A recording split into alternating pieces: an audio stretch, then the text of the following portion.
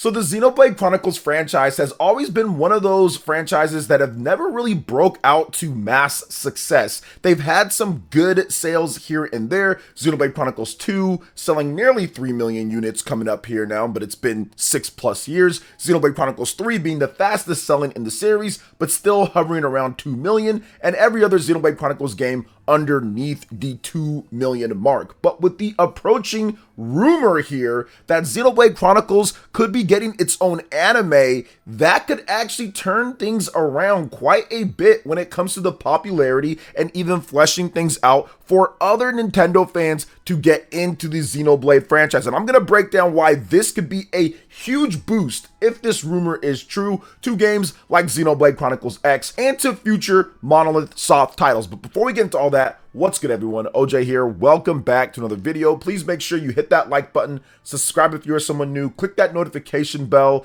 to get our videos first, and let me know what your favorite Xenoblade Chronicles game, character is, or anything about the series. Now we do have other things to talk about as well, but I wanted to spend a good bit on this because there is a rumor from Nash Weedle. He talked about this, and Nash Weedle, he's gotten some things right, he's gotten some things wrong overall. So take this as just 100% rumor. Don't take it as it's happening. Don't take it as it's going to be a definitive thing. However, I do feel that Nintendo's initiatives in many different areas could absolutely lead to a banger Xenoblade Chronicles anime. And I think that would be a very good idea overall if it was to happen. So here's what he had to say on Twitter. Leak Express: Xenoblade will arrive in animated series format. It would have links to video games, but it would be totally independent. The production is developed by Nintendo itself and could be destined for its own streaming platform, which we have already talked about. Now, this was Google Translate, so don't take it as it's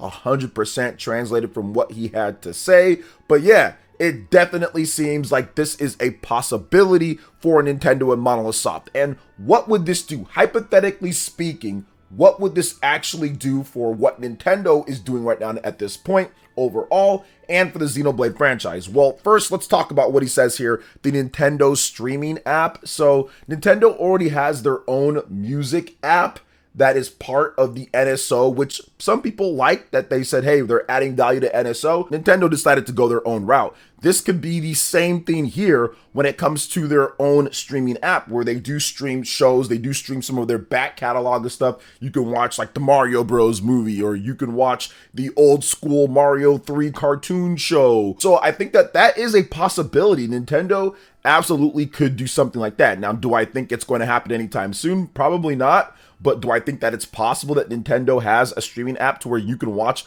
a lot of their back catalog of shows and movies and trailers and different things like that to promote their products? Absolutely, I think it could be a thing. We've already seen Nintendo Music, so we could definitely see Nintendo Video or something like that, right?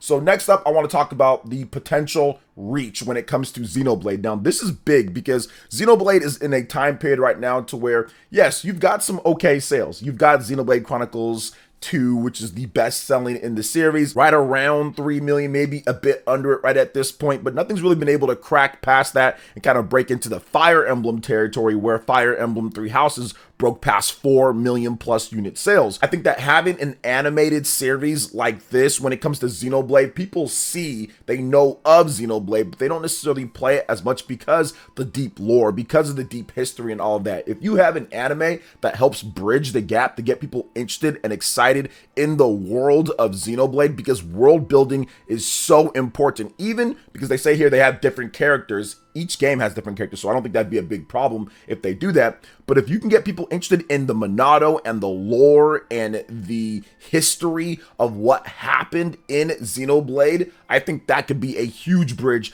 to kind of have people try out the games. Because if you see all the cool action and all the cool music and you listen to all of that, but maybe you're not as much into everything else Xenoblade offers, this show could really help you get into that. And I think that once you get into the lore, once you get into the world of Xenoblade and actually focus on that and understand, I think that Xenoblade becomes a super top tier franchise. And that's why so many people have like either this intense passion for Xenoblade as if it's the greatest thing ever, or maybe not so much. Most of the people that are not so much are the people who don't care about the story, don't know the story, or don't understand the story. And this anime could really help tie things up, because Xenoblade Chronicles is a complex style of story. It is a long branching type of thing that takes place over multiple games, and there's all different types of prequels and different things that happen. And if you want to even get into the extended thing, there's Xenosaga, right? And there's just so much stuff that kind of plays into it. This anime would be such a huge help on a base level if it was to happen. Now, I do want to talk about a couple other things, because I feel that Xenoblade translates incredibly well to a TV or animated series. If you've played Xenoblade Chronicles games, there are a lot of cutscenes that go on for a bit of time, not like the longest, but they go on for a good amount of time. They could easily take that and translate it out to a 10 episode first season or something, and it really helps translate what's going on when it comes down to the Xenoblade world and lore and everything. I mean, Xenoblade, you can sit down and watch the cutscenes. So if you just wanted to sit down and watch Xenoblade Chronicles Definitive Edition, or Xenoblade Chronicles 2, or Xenoblade Chronicles 3, it is actually pretty entertaining. I've done it myself over the course of multiple days, of course, after I played the game, where I've just sat back and watched every single one of the high quality cutscenes, and it's incredible, especially stuff like Future Redeemed and Xenoblade Chronicles 3. Some of the choreographed scenes and the fighting is just so cool overall. So this franchise translates incredibly well, maybe the best that Nintendo has, to an animated series. If you're talking about anime multi-episode series, I'm telling you, Xenoblade might be the best one, better than anything else that they got. Not saying that it would sell better or be watched more than anything else that they got, because obviously if they did Mario or Zelda or something like that, clearly that would do better. But I feel that Xenoblade has a chance to really break through and break past, kind of like how we saw with Castlevania, where Castlevania, at the time that the animated series came out on Netflix, there really was nothing. Castlevania was buried at that point, and all of a sudden, here comes the anime series. People start getting interested again. Then they start actually doing some of the remasters, and people are excited about Castlevania. And apparently, there could be something coming for that. So I feel that having something like an animated series for Xenoblade could really help out something like Xenoblade Chronicles X in the future, and future Monolith Soft games. Now, what we do know, at least what we think at this point, based off of what Monolith Soft has said, obviously Xenoblade Chronicles X, they want that to be successful. They've done a lot of work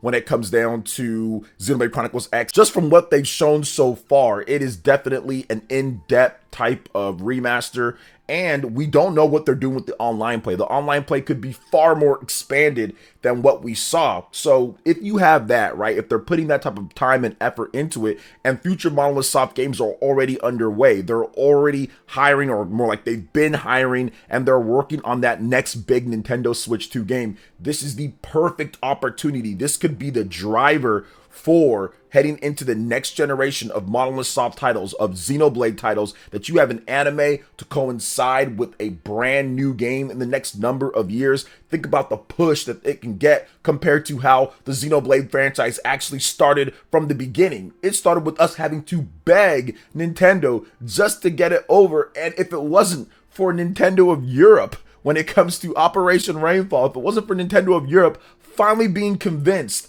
a number of months later after the original Japanese release in 2010, we would have never gotten it localized at all. Nintendo of Europe was involved, and they were the reasons why. The Nintendo of America, after 1 year from Nintendo of Europe localizing it, says, okay, we'll do it in 2012. So 2 years afterwards, imagine that, struggling just to get a super cool, expansive, dope looking RPG on the Wii that lacks RPGs, that lacks them completely, and desperately needs something like that, a game that's so unique compared to all the other games on the Nintendo Wii. We had to beg for that, but imagine it being the headline, one of the big things, which we saw a bit with the Wii U with Xenoblade Chronicles X. Nintendo said, okay, you guys can have the stage here. And with the Nintendo Switch with Xenoblade Chronicles 2, Xenoblade Chronicles 3. But imagine an anime and the next Xenoblade game kind of launching somewhat in the same time period. Man, that would be huge